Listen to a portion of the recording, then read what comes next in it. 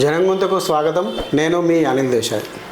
మనము చూస్తూ ఉంటాం, హిందువులను బలవంతంగా మతం మారుస్తున్నారయ్యా దేవుడా అని అంటే, అదెక్కడిదండి, వాళ్ళు ఇష్టమైన వాళ్ళే ఇష్టపడి వస్తున్నారు అనే రకాల మాటలు మనకు వినబడతా ఉంటాయి. ఒక రకంగా చెప్పుకోవాలంటే గత 20-30 సంవత్సరాలుగా ఈ దేశంలో మన హిందువులను, ఈ దేశంలో మెజారిటీ ప్రజలని హిందువులను మతం మార్చడానికి ఎన్ని రకాలుగా ప్రయత్నాలు చేస్తున్నారో అన్ని రకాలుగా ప్రయత్నాలు చేస్తూనే ఉన్నారు. అది మరి దశమ భాగాల కోసమా, లేకపోతే మతం మార్చిన తర్వాత వాళ్ళు దాన ధర్మాలు వీళ్ళు ఏదైతే హుండీలో మన హిందూ ధర్మంలో వేస్తారో అలాంటి డబ్బుల కోసమా, లేకపోతే నిజంగానే ఆ దేవుణ్ణి నమ్మి వెళ్తున్నారా, ఇవన్నీ పక్కకు పెడితే ఏదైనా స్వతహాగా ఒక వ్యక్తి తాను నమ్మి వెళితే తప్పులేదు.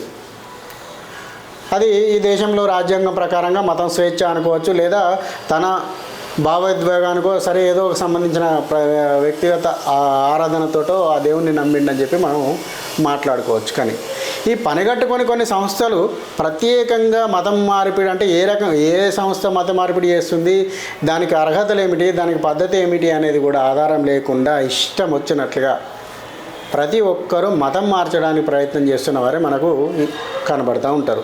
అలాంటిదే ఇదొక సంఘటన కూడా. మధ్యప్రదేశ్లోని గుడ్ షెపర్డ్ పాఠశాల అనేది ఒకటి ఉంది అక్కడ మధ్యప్రదేశ్లో. ఈ సంఘటన మనకు ఎక్కడ వెలుగులోకి వచ్చింది అని అంటే, మధ్యప్రదేశ్లో ఈ సంఘటన మనకు బహిర్గతమైంది. మధ్యప్రదేశ్లోని దామోద్ జిల్లాలో పతారియా మండలంలోని వార్డ్ నెంబర్ 7లో గల గుడ్ షెపర్డ్ పాఠశాలలో వీళ్ళు ఈ విధంగా మతం మార్పిడి చేస్తుంటే, వీళ్ళు పాఠశాలలో విద్యార్థులకు పాఠాలు బోధిస్తున్నారా, లేదా ఇదొక మత మార్పిడి సంస్థనా, మరి అక్కడున్న ప్రజలు కానీ లేకపోతే ఇక్కడున్న మన సమాజం కానీ అర్థం చేసుకోవాల్సిన అవసరం ఉంది. మరి వీరు పాఠశాలకని చదువులు చెప్తారేమో అని చెప్పి తన పిల్లలకు ఏదో 4 అక్షరాలు వస్తాయి, చదువుకుంటారు, బాగుపడతారు, ఈ క్రిస్టియన్ మిషనరీ స్కూళ్ళలో కొంత మంచిగా చదువు చెప్తారనే ఉద్దేశం మీద కొంతమంది మన తల్లిదండ్రులు కూడా ఉంటారు. కానీ ఈ తల్లిదండ్రుల బలహీనతను ఆసరా చేసుకున్న ఈ యొక్క పాఠశాల యాజమాన్యం వాళ్ళని మతం మార్పిడి చేస్తూ ఉంది. ఈ మేరకు పాఠశాల బదిలీ సర్టిఫికేట్ ఇచ్చేటప్పుడు, టీసీ ఇచ్చేటప్పుడు ఈ సంఘటన బయటపడ్డది. వీరు అక్కడ పాఠశాలలో 10వ తరగతి పూర్తి చేసి బయటికి ఇంకో కాలేజీకో ఇంకొక స్కూల్కో వెళ్ళడానికి ప్రయత్నం చేస్తున్నప్పుడు మనం టీసీలు తీసుకుంటూ ఉంటాం కదా, ఆ టీసీల్లో ఈ హిందూ పిల్లలందరికీ కూడా క్రిస్టియన్ అని చెప్పి రాసుకుంటూ సర్టిఫికెట్లు ఇచ్చి పడేస్తుంది స్కూలు. ఈ మేరకు ఒక సంఘటన, అందరూ దాన్ని సీరియస్గా తీసుకోకపోవచ్చు, కానీ ఒక బలమైన హిందూ కుటుంబము ఏంది ఈ సర్టిఫికెట్లో మాకు టీసీలో మేము హిందువులం అయితే క్రిస్టియన్ అని చెప్పేసి రాసి పడేసారు ఏంది అని చెప్పేసి వాళ్ళు చూసుకునేసరికి పోయి ఫిర్యాదు చేయడం జరిగింది. ఈ మేరకు వాళ్ళు కూడా బాలల హక్కుల పరిరక్షణ మిషన్లో విద్యార్థుల తల్లిదండ్రులు ఫిర్యాదు చేసి తమ పిల్లలను మతం మారుస్తున్నారంటూ ఆ యొక్క పాఠశాల యాజమాన్యంపై ఫిర్యాదు చేయడం జరిగింది. అందుకే మనం కూడా చాలా ఆలోచించాలి. అక్కడ వారి పోయిన తర్వాత మన ఈ దేశంలో కట్టుబాట్లకు సంబంధించిన వ్యవస్థ నడుపుతున్నారా లేదా, లేకపోతే కొన్ని స్కూళ్ళలో బొట్టు కూడా పెట్టుకొని రానియరు. ఆ బొట్టు పెట్టుకుంటే కూడా నువ్వు హిందూ ధర్మాన్నో లేకపోతే హిందూ ధర్మాన్ని చూపించినట్లయితుంది అని చెప్పి బొట్టు పెట్టుకొని కూడా కొన్ని మిషనరీ పాఠశాలలు స్కూళ్ళకు రానివ్వవు. కానీ ఇంకొక వర్గం మాత్రం హిజాబ్ వేసుకొని రావచ్చు, ఇంకొక వర్గము మొత్తం నిండా కప్పుకొని రావచ్చు.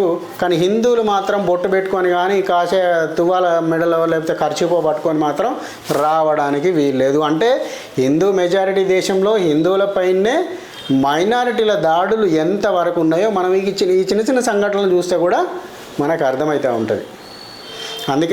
అందుకని విద్యార్థుల తల్లిదండ్రులు కూడా చదివించేటప్పుడు ఆ యొక్క పాఠశాల ఎలాంటి పాఠశాల, అక్కడ చెప్పే విషయాలు ఏముంటాయి, వాళ్ళు చదువు మాత్రమే చెబుతున్నారా, చదువు కాకుండా ఇంకేమన్నా కార్యక్రమాలను నేర్పుతున్నారా, ఇంకేమైనా వారి యొక్క వేరే ధర్మాల వైపు మనల్ని మళ్లించే ప్రయత్నాలు అక్కడ చేస్తున్నారా, ఇవన్నీ చూసుకున్న తర్వాతనే మన పిల్లల్ని ఆ స్కూల్లో వేసుకోవాలి, ఆ స్కూల్లో చేర్పించడం జరగాలని ఈ సందర్భంగా తల్లిదండ్రులకు ప్రత్యేకంగా కోరడం జరుగుతూ ఉంది. అయితే ఇక్కడ ఒక స్కూల్లో ఈ సంఘటన జరిగితే ఉత్తరప్రదేశ్లోని లక్నోలో కూడా ఇంకొక సంఘటన జరిగింది.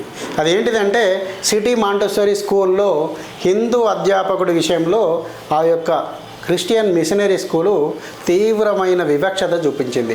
ఈ యొక్క కులదీప్ తివారీ అనే ఒక ఉపాధ్యాయుడు తను చికెన్ కలిగి అదేవిధంగా ఒక తిలకం బొట్టు పెట్టుకొని ఆ స్కూల్కు రోజు వస్తున్నాడు, విద్యార్థులకు పాఠాలు బోధిస్తున్నాడు. ఎందుకంటే అతను ఒక హిందూ ఉపాధ్యాయుడు కావడం మూలంగా తనకు బొట్టు ధరించే ఆ అలవాటు ప్రతిరోజు ఉన్నందున ఆ బొట్టు పెట్టుకొని పాఠశాలకు రావడంతో ఆయన్ని చాలాసార్లు ఆ మేనేజ్మెంటు బొట్టు తీసేసి స్కూల్కు రా, బొట్టు తీసేసి స్కూల్కు రా అని చెప్పేసి విపరీతంగా టార్చర్ పెట్టడం జరిగింది. అదేవిధంగా చాలాసార్లు హెచ్చరించడం కూడా జరిగింది. అయినా కూడా తన ధర్మాన్ని చిన్నప్పటి నుంచి ఉన్న అలవాటును నేను ఎలా మానివేయాలంటూ తను రావడంతో ఒకరోజు అతన్ని పూర్తిగానే తొలగించేసే ఉద్యోగంలోంచే తొలగించేసింది ఆ యొక్క యాజమాన్యం.